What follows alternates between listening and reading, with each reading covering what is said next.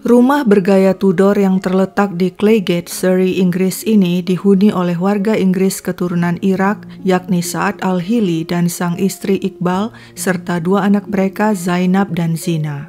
Meskipun rumah tampak megah dari luar, tapi sebenarnya kondisinya sudah tua. Di dalam rumah perabotan juga tampak usang. Berbagai barang rongsokan menumpuk di garasi. Begitupun halaman belakang, terlihat berantakan penuh berbagai macam barang. Sehari-hari Saad Al-Hili bekerja sebagai insinyur mesin freelance. Terkadang dia mendapat kontrak kerja, terkadang tidak.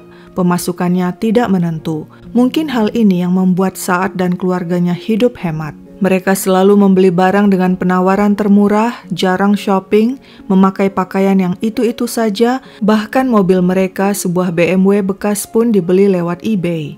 Bukan sekali atau dua kali saja Saad meminjam uang kepada teman-temannya. Padahal dulu ayahnya, Kadim Al-Hili, adalah orang kaya. Di Irak, Kadim yang tadinya adalah pengacara beralih profesi jadi pengusaha. Dia punya toko bahan bangunan, pabrik tisu, dan peternakan ayam.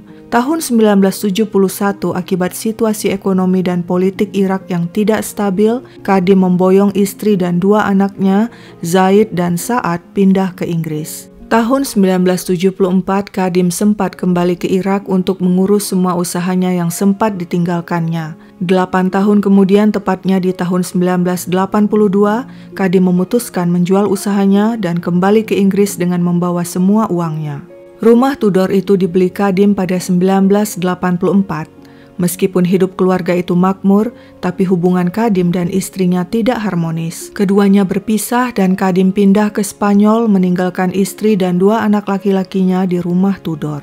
Kedua anak itu cerdas, terutama di bidang matematika dan sains. Saat si bungsu lulus dari Kingston University di South West London sebagai insinyur mesin. Ketika si abang Zaid sudah bekerja, dia pindah dari rumah Tudor. Sedangkan Saad tetap setia tinggal di sana menemani sang ibu. Pada 2003 di usia 41 tahun, Saad menikahi Iqbal. Tak lama kemudian ibunya meninggal. Sepeninggal sang ibu, Saad beserta istri tetap tinggal di rumah Tudor hingga kedua anak mereka lahir. Keluarga itu hidup sederhana, semuanya serba hemat. Untuk liburan juga Saad melakukannya dengan cara hemat. Dia terkadang mengajak keluarganya naik karavan tua miliknya berkeliling tempat-tempat wisata. Karavan tua itu ditarik dengan mobil BMW miliknya. Begitupun pada akhir Agustus 2012, Saad mengajak keluarganya berlibur ke kawasan pegunungan Alpen di Prancis. Rencananya mereka akan kembali ke Inggris tanggal 7 September. Mereka membawa karavan dengan ditarik BMW. Rombongan terdiri dari Saad, Iqbal, serta anak mereka Zainab dan Zina, juga Suhaila, ibu Iqbal. Setiba di tempat tujuan, mereka camping di Village Camping Europa, lalu pindah di tempat camping Solitaire du Lac di dekat kawasan Danau Annecy. Pada 5 September 2012, keluarga Al-Hili memutuskan ingin menjelajah hutan di kawasan pegunungan yang merupakan usulan si sulung Zainab. Dengan mobil BMW warna marun yang dikemudikan Saad, mereka kemudian menyusuri jalan pegunungan di kawasan Chevalin, tak jauh dari Danau Annecy. Mungkin saat itu mereka tersenyum, tertawa dan bercanda di mobil. Mereka tidak tahu tragedi besar tengah mengintai, tragedi yang akan mengejutkan dua negara sekaligus. Pada 5 September 2012, polisi mendapat laporan dari seorang pesepeda bernama Brad Martin terjadi peristiwa mengerikan di jalan di kawasan pegunungan Chevalin yang baru saja dilewatinya. Ketika polisi tiba di TKP, mereka melihat sebuah mobil BMW parkir di bahu jalan. Di dalamnya, seorang pria di belakang setir dan dua wanita di jok belakang terkulai, tidak bergerak. Di tanah di dekat BMW, seorang anak perempuan dan seorang pesepeda terkapar. Polisi segera membawa si anak perempuan dengan helikopter ke rumah sakit, sedangkan 4 korban lainnya dinyatakan meninggal akibat ditembak. Beberapa jam kemudian setelah tim forensik datang, mereka terkejut menemukan seorang balita ternyata dari tadi tak terlihat, bersembunyi, tertutup pakaian dan tubuh si wanita di jok belakang. Polisi bergerak lambat, mereka syok dan kebingungan. Maklumlah, kawasan itu pedesaan terpencil, tidak pernah ada hal-hal mengerikan terjadi. Dari nomor polisi BMW, polisi menyimpulkan kemungkinan mereka adalah turis asal Inggris. Dari paspor dan identitas yang ditemukan di TKP, polisi menetapkan para korban adalah pria pesepeda bernama Sylvain Mollier. Sedangkan penumpang di dalam mobil BMW marun adalah keluarga Al-Hili yang terdiri dari sang ayah Saad, sang ibu Iqbal, dua anak perempuan Zainab dan Zina, serta Suhaila, ibu Iqbal. Kedua anak selamat. Zina, sang adik, kemudian dipertemukan dengan kakaknya Zainab yang sudah berada di rumah sakit dalam kondisi stabil. Polisi mencoba menanyai anak-anak itu, tapi tidak ada informasi berarti yang diperoleh. Keduanya tampak syok dan kebingungan. Polisi memperkirakan ketika keluarga Al-Hili berhenti di kawasan pegunungan, mungkin untuk melihat pemandangan, di saat itulah seorang dengan senpi muncul dan menghabisi mereka. Mungkin kejadian itu dilihat oleh pesepeda yang sedang melintas, sehingga dirinya juga ikut jadi korban. Si pelaku sepertinya tidak melihat si bungsu Zina yang bersembunyi di jok belakang tertutup pakaian ibunya, sedangkan si kakak Zainab terluka di kepala akibat pukulan gagang senpi. Berdasarkan hasil forensik, ditemukan 2 DNA tidak dikenal di mobil BMW, tapi kedua DNA tidak cocok dengan DNA yang ada di database polisi. Senpi yang dipakai menembak adalah senpi antik atau kuno. Polisi bertanya-tanya siapakah pelakunya dan apa motifnya. Untuk menguaknya, polisi terlebih dulu harus mengetahui latar belakang keluarga Al-Hili. Polisi sudah mendapat informasi keluarga Al-Hili tinggal di Claygate, Surrey, Inggris. Karena kejadian berada di Prancis, sedangkan keluarga Al-Hili warga negara Inggris, maka diperlukan kerjasama antara aparat di kedua negara. Polisi Prancis pun segera menghubungi polisi Surrey untuk bersama-sama mengusut kasus itu. Untuk menemukan jawaban, yang pertama harus dilakukan adalah menggeledah rumah Tudor keluarga Al-Hili yang berada di Claygate, Surrey, Inggris. Di sana, polisi menemukan beberapa dokumen yang menyebutkan adanya rekening di sebuah bank Swiss. Rekening yang dibuka tahun 1984 itu milik Kadim, ayah Saad yang meninggal tahun 2011. Diperoleh informasi saat berlibur di Prancis bersama keluarganya, Saad sempat meninggalkan lokasi camping dan menyetir seorang diri ke Jenewa, Swiss untuk menanyakan rekening tersebut kepada pihak bank di sana. Informasi tentang rekening bank di Swiss ini bocor ke media. Tak lama kemudian, sebuah tabloid Jerman menayangkan berita bombastis. Keluarga Al-Hili ada hubungannya dengan Saddam Hussein. Keluarga itu telah menyelundupkan uang Saddam dan menaruhnya di rekening bank di Swiss. Mungkin hal inilah yang menyebabkan mereka dibungkam. Tapi berita tabloid itu adalah rumor, sebab semuanya tidak terbukti. Saad dan keluarganya bukan orang kaya, mereka selalu hidup sederhana. Lagi pula setelah dicek polisi, isi rekening Kadim di bank Swiss hanya berjumlah 680.000 pound, bukan jumlah yang luar biasa. Di rumah Tudor, polisi juga menemukan sebuah stand gun yang ilegal. Selain itu juga diperoleh informasi Saad pernah berkunjung ke Irak untuk melihat rumah ayahnya yang ternyata telah diduduki orang lain. Ketika itu sempat terjadi perkelahian antara Saad dan orang yang menduduki rumahnya. Timbul pertanyaan, apakah mungkin Saad dihabisi karena balas dendam orang yang telah menduduki rumahnya di Irak? Tapi sebenarnya rumah itu biasa saja, bukan sesuatu yang mewah. Rasanya tidak mungkin hanya karena rumah itu seseorang balas dendam pada Saad dan begitu repot melenyapkannya di sebuah tempat terpencil di Prancis. Di rumah Tudor, polisi juga menemukan laptop Saad dan membaca percakapan online-nya dengan temannya. Dari percakapan itu bisa disimpulkan dukungan Saad pada Palestina. Dia malah pernah berkata sudah muak tinggal di negara barat dan ingin kembali ke Irak. Nah, di sini kembali timbul kecurigaan polisi. Mungkinkah Saad melakukan hal-hal ilegal? Mungkinkah dia seorang mata-mata? Beberapa minggu sebelum kematiannya, Saad merampungkan pekerjaan membantu merancang satelit pengintai. Apakah mungkin pandangan politik Saad membawanya kepada suatu persekongkolan? Mungkinkah dia diam-diam menjual teknologi satelit pengintai kepada pihak-pihak tertentu di Timur Tengah? Apakah hal ini yang kemudian menyebabkan dia dan keluarganya dibungkam selamanya? Tapi hasil investigasi lebih lanjut menyebutkan tidak mungkin. Saad hanyalah pria biasa. Pekerjaannya juga pekerjaan biasa.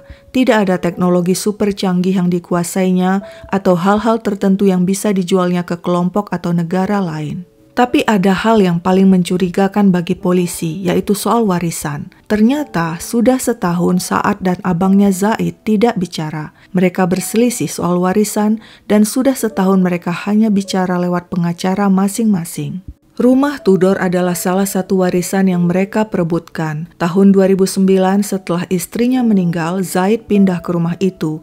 Dia tinggal di sana berdampingan dengan keluarga Saad. Ketika ayah mereka Kadim meninggal tahun 2011, pria itu mewariskan seluruh hartanya pada 2 anaknya. Harta tersebut termasuk rekening bank di Swiss, sebuah properti di Spanyol, dan rumah Tudor di Inggris. Saad ingin mempertahankan rumah Tudor untuk dirinya dan keluarganya, sedangkan Zaid ingin rumah itu dijual dan hasil penjualan dibagi 2. Saad menolak sehingga terjadi perkelahian di antara keduanya pada Oktober 2011. Zaid kemudian keluar dari rumah Tudor dan sejak saat itulah mereka tidak pernah berbicara lagi dan semua komunikasi dilakukan lewat pengacara masing-masing. Warisan itu kemudian dibekukan dan belum bisa diklaim sebelum perselisihan diselesaikan.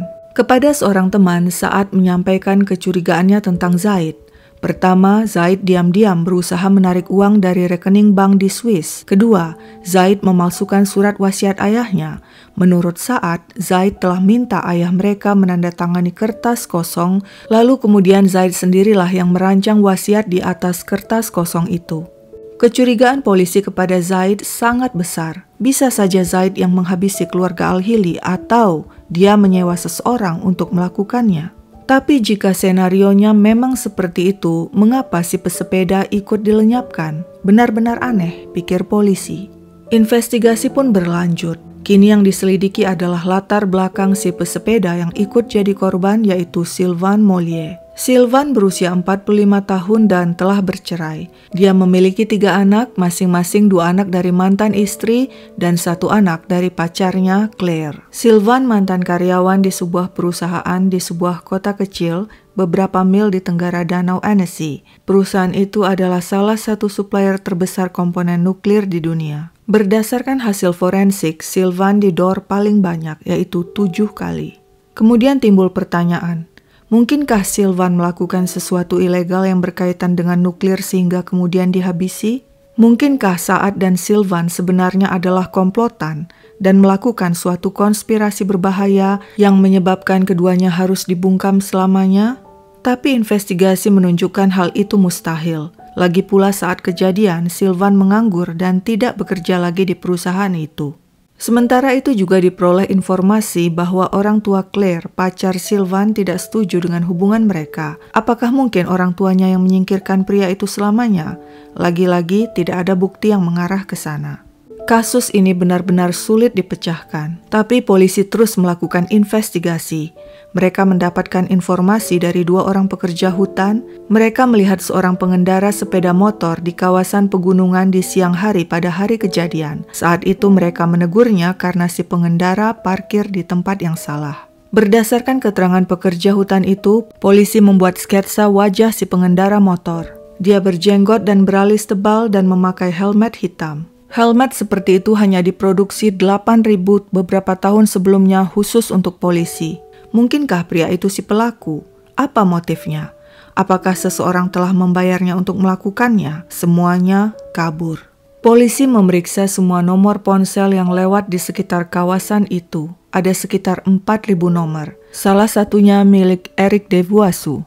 Pria itu memiliki wajah mirip dengan sketsa wajah si pengendara sepeda motor. Eric dikeluarkan dari pekerjaannya karena kelakuannya yang cepat naik darah. Dan seminggu sebelum kejadian, dia mengajukan izin kepemilikan Senpi. Tapi tidak ada bukti yang bisa menghubungkannya dengan kejadian yang menimpa keluarga Al-Hili dan Sylvain. Dia akhirnya dicoret dari daftar tersangka. Polisi yakin pelakunya 1 orang. Sekilas si pelaku tampak profesional, tapi sebenarnya tidak. Pertama, dia meninggalkan selongsong peluru di TKP. Kedua, dia memakai senpi antik atau kuno, sedangkan seorang profesional pasti akan memakai senpi canggih. Ketiga, dia memukul kepala Zainab dengan gagang senpi hingga pecahannya tertinggal. Sudah jelas sekarang, si pelaku bukan seorang pro. Lalu, jika bukan pro, siapakah dia? Apakah orang iseng? Atau seorang yang sakit jiwa, mungkin psikopat? Orang tersebut bisa jadi seorang militer karena dia bisa menembak dan menyukai benda-benda yang bersifat militer seperti helmet polisi. Benar-benar investigasi yang panjang dan melelahkan, tapi polisi masih terus bergerak. Mereka mengecek anggota militer yang masuk rumah sakit jiwa, tapi tak ada. Sebenarnya sebelumnya polisi pernah menanyai saudara perempuan Sylvan, apakah dia mengenal seseorang yang bisa menembak. Wanita itu menyebutkan nama mantan pacarnya Patrice Medegaldo. Selama 7 tahun wanita itu putus sambung dengan Patrice. Patrice adalah mantan para trooper atau pasukan terjun payung elit di ketentaraan Prancis. Polisi menanyai Patrice selama 1 jam dan kemudian melepaskannya. 2 bulan kemudian pria itu tewas bundir. Dalam surat yang ditinggalkannya dia mengatakan, "Aku tidak bisa menghadapi jadi tersangka pada kasus itu." Padahal polisi hanya menanyainya dan tidak mencurigainya. Pria itu sendiri yang beranggapan dia menjadi tersangka dalam kasus yang menimpa keluarga Al-Hili dan Sylvan. Investigasi polisi juga membongkar satu hal yang sangat mengejutkan.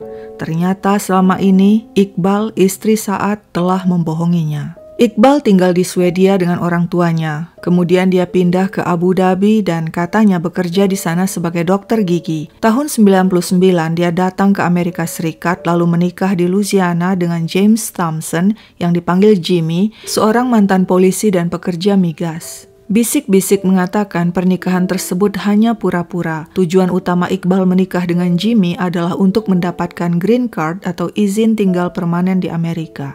Ketika tinggal di Amerika, Iqbal lebih dikenal dengan panggilan Kelly dan gayanya kebarat-baratan, berbeda ketika dia telah tinggal di Inggris dan menikah dengan Saad. Selama masa pernikahannya dengan Jimmy, Iqbal beberapa kali berkunjung ke Abu Dhabi dan di sanalah pada tahun 2003 dia bertemu Saad karena diperkenalkan oleh keluarga. Beberapa bulan kemudian mereka menikah di Inggris, meski saat itu Iqbal masih berstatus istri orang. Sehubungan dengan pernikahannya itu, kepada seorang teman, Saad pernah mengatakan dia menikahi Iqbal untuk menyenangkan hati ibunya. Setelah menikah dengan Saad, Iqbal kembali sebentar ke Abu Dhabi dan di sanalah dia menandatangani surat perceraiannya dengan Jimmy Thompson. Namun selama pernikahannya dengan Saad, ternyata Iqbal masih terus berhubungan dengan Jimmy lewat email. Orang-orang yang dekat dengan Saad terkejut waktu kemudian polisi memperoleh informasi tentang Iqbal itu. Mereka yakin Saad tidak tahu menahu tentang latar belakang istrinya itu. Sempat timbul pertanyaan, apakah mungkin hubungan masa lalu Iqbal dengan pria Amerika ada hubungannya dengan kematiannya? Hal itu tidak bisa dibuktikan. Tapi hal yang paling mengejutkan lagi adalah Jimmy Thompson meninggal karena serangan jantung pada 5 September 2012 di Amerika bersamaan dengan tewasnya Iqbal di Prancis. Polisi curiga kematian Jimmy akibat diracun. Sebab itu mereka menyarankan keluarga Jimmy bersedia membongkar makam Jimmy agar bisa dilakukan otopsi. Tapi keluarga Jimmy menolak. Penyebab kematian Jimmy sampai sekarang masih jadi misteri bagi polisi. Polisi yang masih terus mencurigai Zaid pada Juni 2013 menangkapnya atas tuduhan pembunuhan keluarga Saad Al-Hili dan Sylvan Mollier. Tapi kemudian pria itu dibebaskan karena bukti-bukti tidak kuat. Pada Desember 2017, polisi sempat mencurigai keterlibatan Nordal Lulonde dalam kasus ini. Nordal, seorang mantan anggota militer, dicurigai sebagai serial killer yang terlibat dalam 15 kasus pembunuhan di Prancis, meski baru 1 yang terungkap. Sampai saat ini, kasus penuh misteri ini tidak terpecahkan dan menjadi salah satu kasus terkenal di Prancis selain kasus keluarga Ligonnès yang pernah kubahas sebelumnya. Polisi menyebut kasus ini sebagai the perfect crime alias kejahatan yang sempurna.